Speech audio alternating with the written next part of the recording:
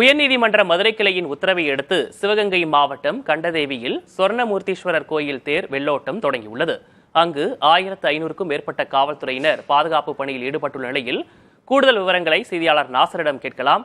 நாசர், இந்த தேர் வெள்ளோட்டம் எவ்வளவு நேரம் நடக்கும்? அதற்காக என்னென்ன ஏற்பாடுகள் அங்கு செய்யப்பட்டிருக்கு?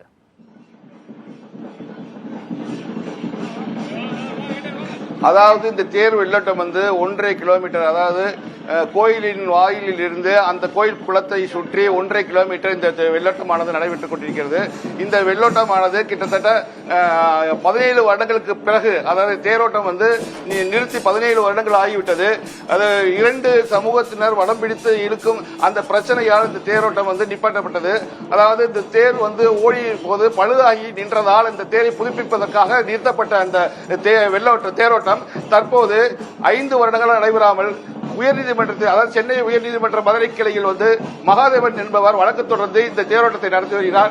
இதற்காக 1500 போலீசார் பாதுகாப்பு பணியில் ஈடுபட்டு வருகின்றனர். அதாவது சிவகங்கை ராமநாதபுரம் சரக டிஐஜி தலைமையில் 1500 காவலர்கள் இந்த தேரோட்டத்தில் பாதுகாப்பு பணியில் ஈடுபட்டுள்ளனர். இதற்காக கிட்டத்தட்ட 5000க்கும் மேற்பட்ட பொதுமக்கள் கூடி இந்த தேரோட்டத்தை இழுத்து வருகின்றனர். விக்னேஷ். நாசர், இந்த கோயிலுடைய இந்த திருத்தேரோட்டத்தினுடைய சிறப்புகள் என்னென்ன? அங்க இருக்கக்கூடிய பகுதி மக்கள் இது குறித்து என்ன சொல்றாங்க?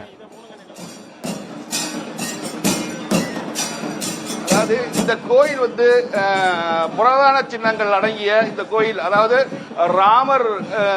ராவணன் சீதையை கடத்தி கொண்டு போய் இலங்கையில் சிறை வைத்த போது அவரை தேடி வந்த ராமன் இந்த கண்டதேவி ஊரில் வரும்பொழுது அவருக்கு முன்னால் சென்ற அந்த அனுமன் இந்த இடத்தில் தான் இந்த கண்டேன் சீதையை, இந்த இடத்தில் இந்த சீதையை கண்டேன் என்று கூறியதால் இந்த ஊருக்கு கண்டதேவி என்ற பெயர் இருந்தது. அதாவது வரலாற்று புராதனமிக்க இந்த கண்டதேவி தேரோட்டம் மிகவும் சிறப்பு வாய்ந்தது. 17 வருடங்கள் இந்த தேரோட்டம் நடைபெறாமல் இருக்கும்போது தற்போது இந்த தேரோட்டம் நிறைவேற்று வருவது இந்த ஊர் மக்களிடையே இந்த மகிழ்ச்சியை ஏற்படுத்தியுள்ளது. நாசர், இந்த திருத்தேர் வெள்ளோட்டத்தை தொடர்ந்து அடுத்து என்னென்ன நிகழ்ச்சிகள் எல்லாம் அங்கு நடைபெறும்? திருத்தேர் வெள்ளோட்டம் முடிந்ததுக்கு அப்புறம் சில பூஜைகள் நடைபெறும். அதாவது வழக்கமான பூஜைகள் நடைபெறும்.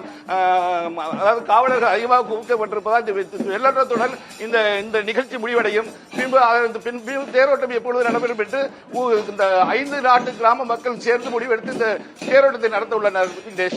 களத்திலிருந்து விவரங்களை வழங்கியமைக்காக நன்றி நாசர்.